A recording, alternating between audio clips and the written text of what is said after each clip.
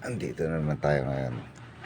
Maintenance para sa ating center stand gamit yung ating pangmalakasang MK40. So, makikita nyo itong ano na to. Ito yung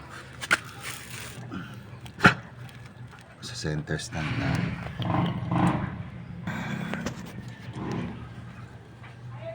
ayan, ito.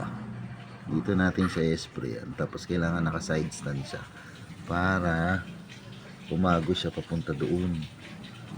Ito. Hanggang doon. Pati dito sa kabila na to.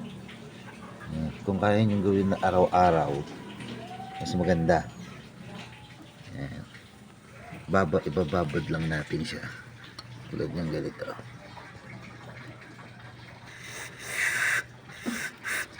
Ayan. Babad lang.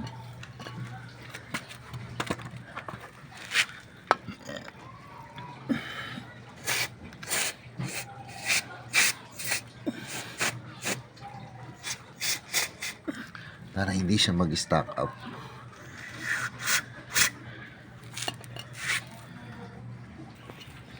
Tapos kung ano, hingi kayo ng tulong para ma-sprayan nyo na maayos. Kasi mahal magpapalit na ito. Babad nyo lang. As, yan o. Meron niyang puwang dyan.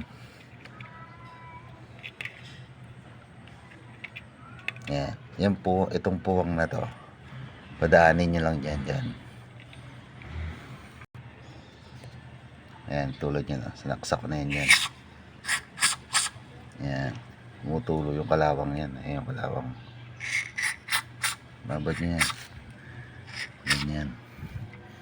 Sa kabila, ganun din gagawin nyo. Ayan.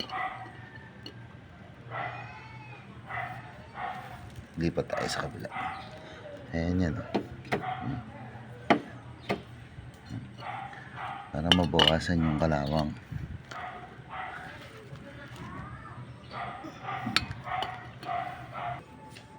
So dito naman sa kabila. Ayan. Mapapansin niya. Dito sa puwang na yan. Ayan. Diyan nyo pa dadaanin yung hose.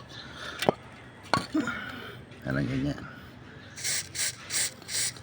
Ayan. Tutulo yung kalawang. Huwag yung tipirin. Kasi maintenance nga eh. Mas mahal magpakabit nito. At saka bibihira yung mga gumagawa nito. Pag nasira yan, nahirapan kayo. Ayan, babad lang.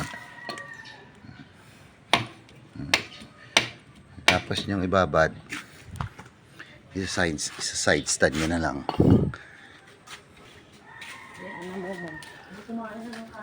Ayan.